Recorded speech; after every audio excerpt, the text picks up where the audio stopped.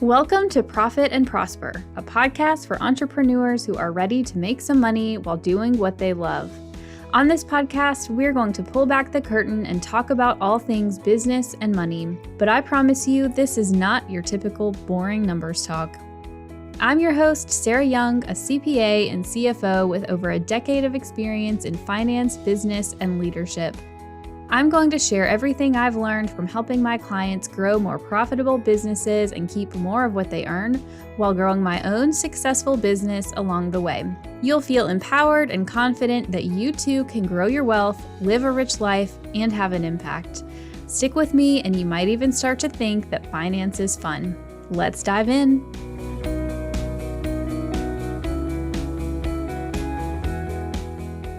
Imagine how it would feel for you to have your business generating a consistent monthly baseline revenue. This is one of the things that if you do not have this in your business, I think you need to work towards having it. And what do I mean by having a consistent monthly baseline revenue? This is where you know this is how much money I need to bring in every month to keep things going, to comfortably pay the bills, both business and personal. And you design your business around that baseline to achieve it month after month in the most easy, efficient way possible. Having this in my business, honestly, is something that has enabled me to reduce my stress levels, to work less, to have more space to come up with new ideas, and to feel more bold about taking risks because, there's a couple things I always talk about that help you feel confident about your business. One is how important a cash cushion is. And then I would say my second thing is knowing how much your baseline revenue goal is and designing a system, a process to get you there.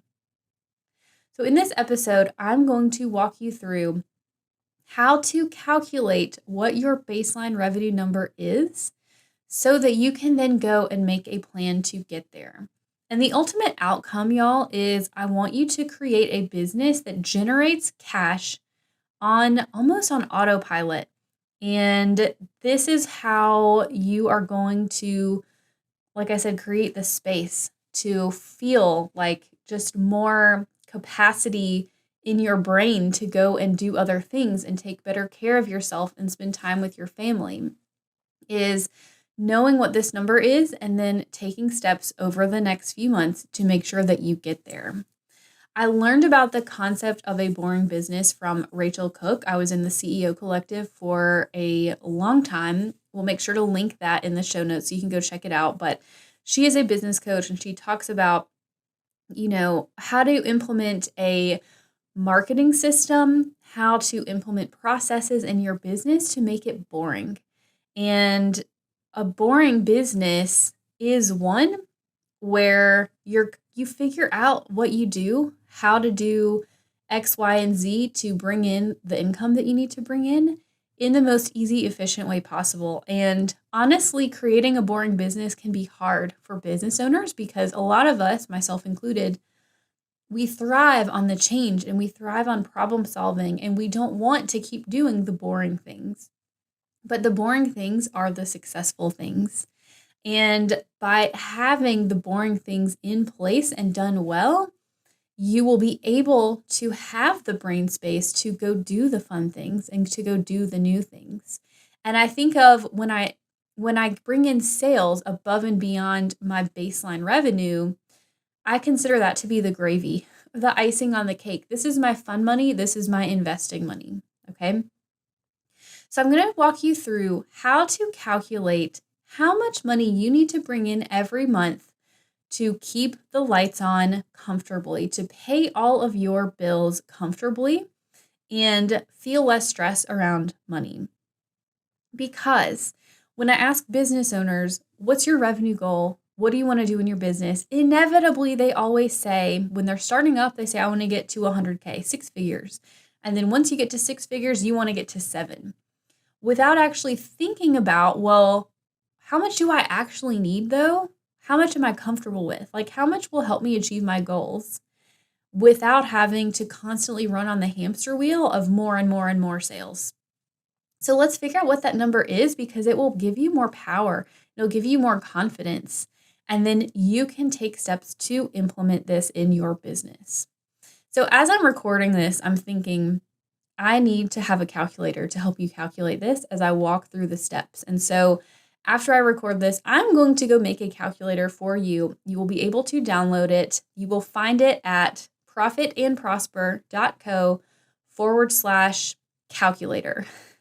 I literally just made up that URL, but I'm going to go and make a calculator after this that will help you calculate your revenue goal. I actually already have one that I use with my clients, and it's also in my Profit and Prosper program. I think I'm going to just kind of use that one as a starting point, okay? Because this is such an important thing for every business owner to know, and it's always one of the first things I talk about is, what is your actual revenue goal? And then, do you have the capacity for that? It helps you understand if your pricing is where it needs to be for you to even achieve the revenue goal in the first place. It helps you plan out your sales and marketing strategy because you know what the end goal is, okay? So let's talk about the steps to calculate your baseline revenue. If you're in my program or if you're one of my clients, I have a calculator that we go into great detail into calculating your actual break even. But for purposes of this episode and for the calculator I'm going to make that's a download that will be there for you, I want to keep it simple. Because if this is the first time you're thinking about this concept, I don't want to overload you. But really what we're getting at is a break even. So you might have heard of a break even calculator for your business where you calculate, how many sales do I need to make? What's the volume of sales I need to make at my current price in order to break even? Meaning in order to cover all of my expenses. I use the same formula, except what I include in the expenses that you need to cover is not just your basic overhead. It also includes paying you for doing the work in the business. It also can include profit savings, debt repayments, taxes, to ultimately get at, okay, instead of just breaking even, how do we actually make enough sales to cover our expenses and paying ourselves and our profit goal and our taxes? So step number one, we actually start at the bottom of our P&L. If you think about a P&L, the profit is at the bottom. We're starting there because we are going to back into what our sales goal is. So I want you to think first about, how much money do you need to pay yourself to cover your bills, your monthly budget? How much money do you need to be paid? And to start off with, I would say, don't necessarily, put in your end goal pay amount for right now. Just start with, how much do you need to be paid to cover your life expenses so you don't have to dip into your savings, so you don't have to draw down, take on debt to pay your personal life bills, okay? Because your business needs to take care of you. And this is step one to taking care of you, is making sure you get paid. So if you've never gone back and asked yourself, how much do you need to get paid? I want you to think about it. What is your personal budget? Take some time and list out, how much do you pay for housing, rent, mortgage, utilities, insurance? How much do you pay for food in a regular month for you and your family, right? Groceries, eating out, all of that stuff. How much do you buy in household stuff? How much do you spend on clothes or whatever else that you have in your budget? I could go on and on. You get the point. Go back and list out, this is what I spend in a normal month, and so this is my revenue goal. So my husband and I, interestingly, we actually do this too, where we said, this is what we spend in a normal month. And this does not include things like, one-time house repairs, like huge unexpected bills that come up like that. That's what our savings is for. And so it helps us because we know, okay, every month, I actually just had my husband quit his job about a month and a half ago. And so it helps me to say, okay, so if our monthly expenses, ours, are 11,000 a month, that's what we have settled on, to pay for childcare, health insurance, housing, food, all this stuff. Listen to me trying to justify to you my personal budget. Anyways, our personal budget, our goal is $11,000. And that means we split it. I said, okay, I will bring in 5,500 and you will bring in 5,500. And that helps him because he is no longer at a job. That helps him reverse engineer what he's doing to bring money in. So you know what your goal is, right? Like ultimately for now, I want to bring in $5,500 regularly, month after month.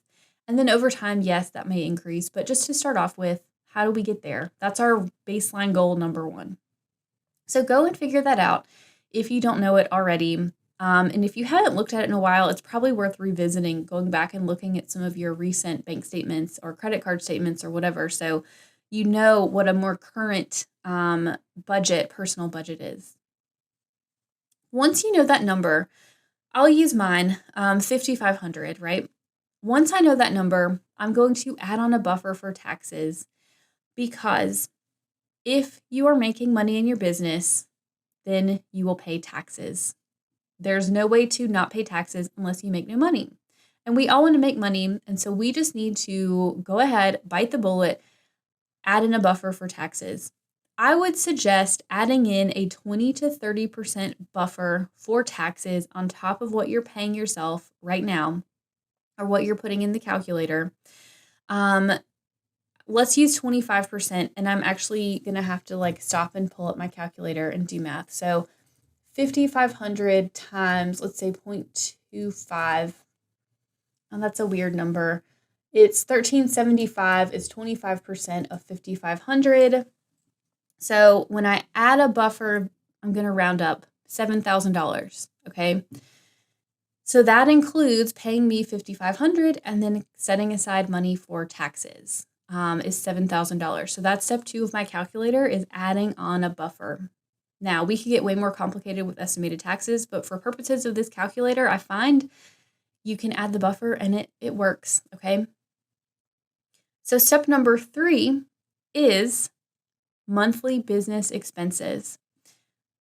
You need to know, what do you spend in your business in a given month? This includes marketing. Do you spend money on marketing? Do you run ads? Do you have a consultant? Do you have software, right, for marketing, like an email marketing software? Do you have affiliates? Anything like that. Make sure you know how much you spend on marketing. That tends to be a big budget item for a lot of people. Next up, you need to look at payroll. Do you have a team? Do you have contractors? How much are you paying them on a monthly basis? And even if they work hourly, let's just look at a normal month, okay? How much do you pay them in payroll, contractor pay, payroll taxes? If you have benefits, vacation time, whatever, make sure you buffer that into. Just as a general rule, if you want to do a quick estimate, let's say if you have an employee and they get paid $50,000, add 10% to cover payroll taxes and other stuff, okay? Just a rough estimate. So instead of budgeting $50,000 for their salary, budget $55,000, right? Let's add 10%. Then let's go through and add up office costs. All right, go through and add up if you rent an office space or a storefront or something like that. Add in your utilities, internet, insurance, right? It tends to be a big expense for some businesses. If you have to travel to go visit clients, if you have to drive a car, if you have a car that you have in your business, right? Make sure that that goes into your monthly expenses. And then the last piece, actually, there's 2 final pieces that tend to be big expenditures, would be software. And so even if you pay for software annual subscriptions, I think it's helpful to go back and have a list of everything that you buy because, my gosh, software adds up a lot. I think in my business, we spend on average almost $1,000 a month between all of the different softwares that we use. It is crazy. But it adds up, and it's also somewhat necessary to run a business these days, is having software subscriptions. So go through and add up all the different software that you spend on. And if you do pay the annual subscription fee because you save money, great. But let's add in a monthly buffer for that. Not buffer, but divide by 12, get the monthly number, add that into your monthly budget. Okay. And then also, I know a lot of people tend to invest regularly in coaches, mentors, programs. I think that's fine as long as you're not overspending and as long as these are the actual things that will help you move forward in your business. I mean, you just heard me a few minutes ago talk about business coach I've invested in. I've invested in another one this year. I've invested in sales and marketing help and all kinds of things, right? Because it was within my budget. So if this is something you do, put it in your budget. This is also a really great time to do a quick scan after you write down all your monthly expenses. Do a quick scan and say, is there anything that I can cut out of this, right? I'm not one who's ever going to guilt you over spending stuff in your business. I'm not the type that thinks that saving money and pinching pennies is the way to wealth. But at the same time, I don't want you to spend money on things you're not using. So now is a really good time if you're looking at your budget to say, I could probably cut these things out. I don't need to spend on XYZ, and that would save me $50 or $200 or even $1,000 a month. Okay. So add up your monthly expenses. So let's say in my example, my number was $7,000 for pay plus the tax buffer. Let's say because I have a team, my monthly expenses are $15,000 for all the things. I'm making it up. My number is actually higher than that because I do have a lot of team members, but I'm trying to just use a nice round number. So $15,000 for expenses. Add that to my 7.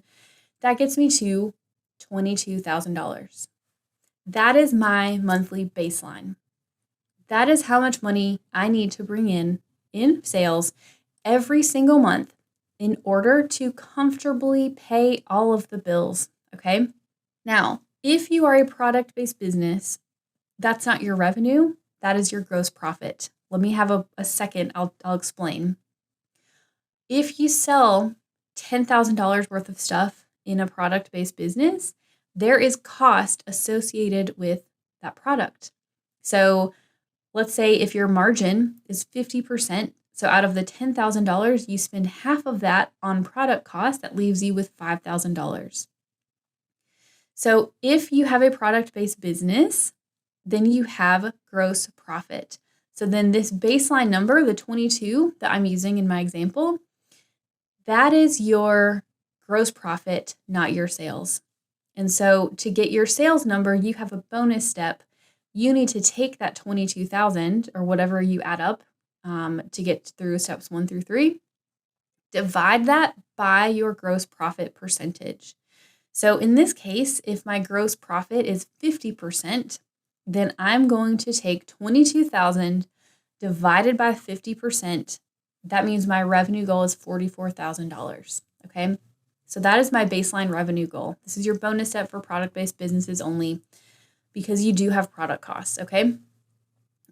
If your gross profit is 60%, then that means you spend 40% of the sales cost on the product costs and shipping and things like that.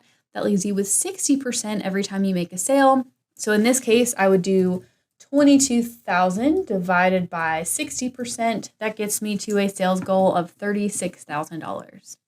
You can see how important gross profit margin is to product-based businesses. That will be a topic for another day. Okay. So just please keep that in mind. I see product-based businesses doing this where you say, oh, my baseline revenue is 22,000, but it's actually not, okay? It's actually not. You need to make sure you consider your gross profit margin in that. Now you have your baseline revenue goal. And you can intentionally design your business to help you get to that revenue goal. So let's have a quick reality check. Looking at your baseline revenue, let's say it's $22,000. How many customers do you currently have the capacity to serve? And does your pricing work? So let me give you an example. My current monthly minimum for CFO clients is $3,000. So my client goal, I would do 22,000 divided by 3,000 is 7.3 customers. So I need to have 8 customers at $3,000 a month in order to get me to $22,000 in revenue. And so I have to ask myself, is this within my capacity? The answer is yes, because I have designed it to be that way. But for a lot of clients, your baseline revenue is going to be 22,000, and you are going to do the math and see, I need to serve 40 clients a month. And you're going to stop and think, there's no freaking way I'm ever going to be able to do that. And you might be right. So in the subsequent episodes, I'm doing actually a series. This is the first episode in that series on how to make more money by increasing your income. So we will talk in later episodes about designing your business model and designing your pricing and packages to better support this baseline revenue goal. Okay, so I've got you. But do a quick reality check. I actually remember doing this back when I first started my business in 2019. I was doing bookkeeping at the time because that's what CPAs do, is bookkeeping and tax prep. And it hadn't occurred to me to switch my business model yet. But I was doing bookkeeping at the time, and I had clients for $275 a month. And I remember thinking, okay, to get to $10,000 a month, how much revenue is that? 10,000 divided by 275, that is 36 clients. 36. If you're wondering, it's not possible for one person to do that, I don't think. And so then I was like, okay, well, I'll raise my price to 400, right? So 10,000 a month divided by 400, that's 25 clients. Certainly more doable than 36, but that is a lot of clients to juggle. For reference now, I have a team with two bookkeepers and a full-time CPA supporting our CFO clients, and we currently have about 15 clients, right? And we do have capacity for a few more, but not that many more, right? So be realistic. I remember doing that math and thinking to myself, oh, okay, 30 clients. I could totally do that. No, I couldn't. I couldn't do it. Sometimes you just have to learn the lesson the hard way, which I definitely did. And I'm trying to prevent at least one of you out there from making the same mistake that I did. So take your monthly baseline goal and do a quick reality check. Based on your current pricing, how many people would you have to serve? And is this realistic based on your capacity right now?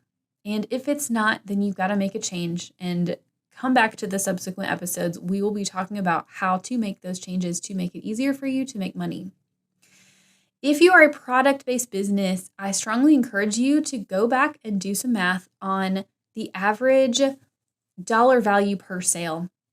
So for one customer, what does one customer on average spend with you?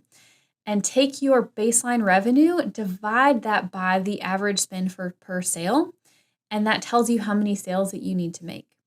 And then ask yourself again the same question, is this within my power within the next month or two to reach my baseline revenue goal? Is this realistic for me or not? And if it's not realistic, how do I increase my average dollar per sale?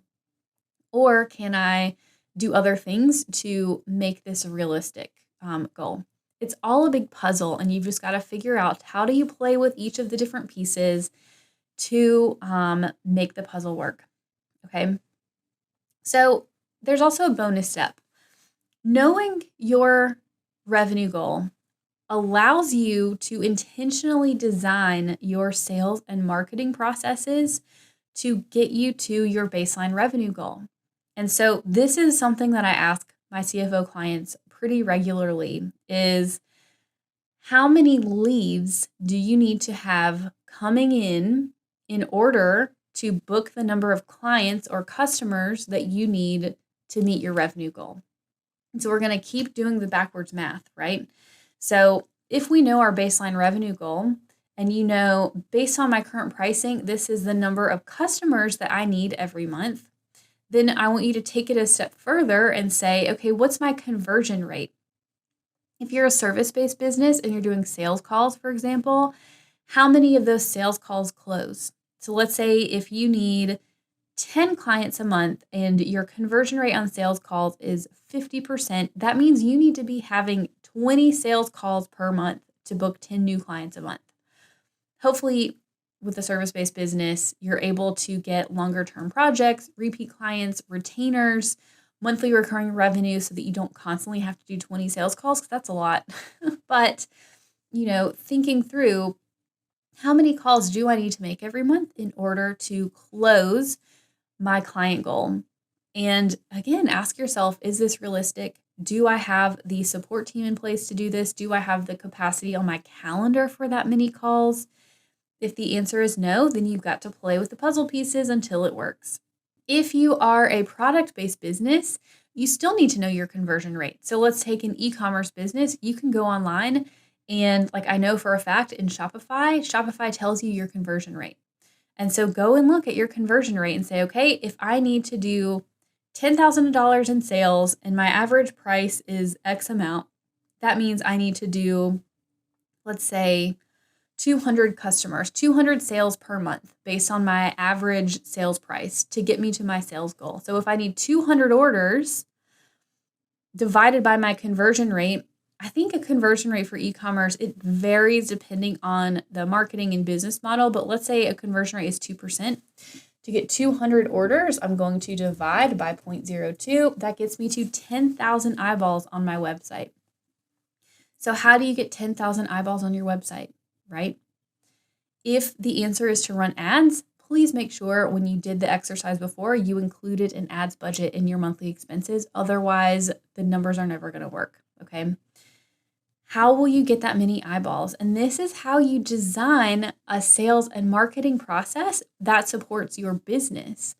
If you listened to the previous episode, you heard me talking about where do you need to make the next investment in your business. And if you're doing this exercise and you're saying, you know what, I need to get my conversion rate higher, that's one investment. A totally different investment is I need to get more leads in the door to get those 10,000 eyeballs on my website. That's also different.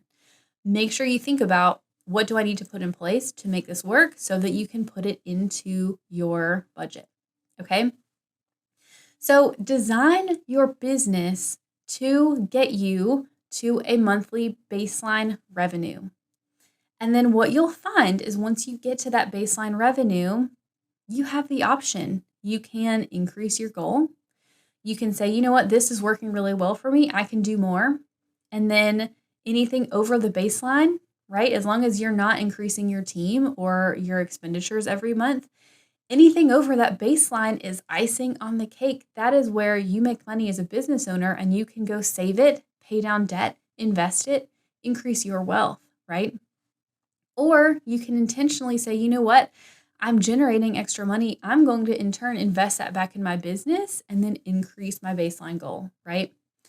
There's so many options, but I think if there's one thing that I want you to take away from this episode, it is the importance of knowing how much you need to have coming in the door every month in order to pay all the bills and just feel comfortable, right?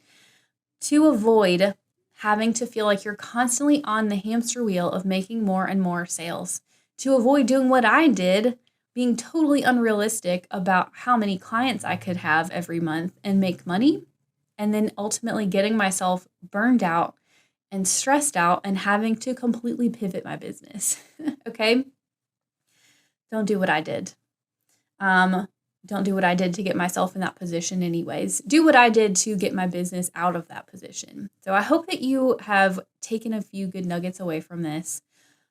Go grab my calculator. It will be at profitandprosper.co/calculator. I will link it in the show notes. Go and do the math and say, how much is my baseline revenue and how can I design my business to support that? And how can I figure out the process of, if I do X, then I reach my goal, right? And then you just keep doing that over and over again. You keep optimizing it. You keep getting better and better at doing X to meet your goal. You will be successful. Okay, so go grab the calculator, and I hope that you are able to figure out what your baseline is and figure out what are some things to do in your business right now that you can implement to make it easier and to put more money in your pocket. Okay? So go grab it, and I will see you next week.